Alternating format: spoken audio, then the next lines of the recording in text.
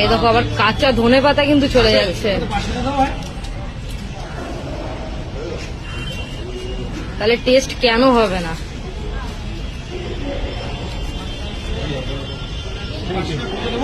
কত 500 টাকার নোট আজকে বেচে কিনা?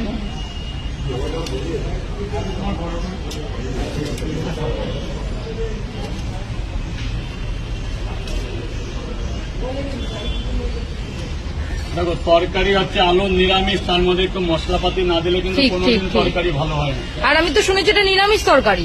একদম নিরামিষ।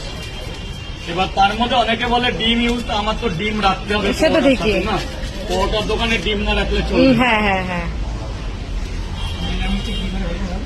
ডিম তো আলাদা, ডিমের সাথে তো তরকারি কোনো ভেজাল নেই।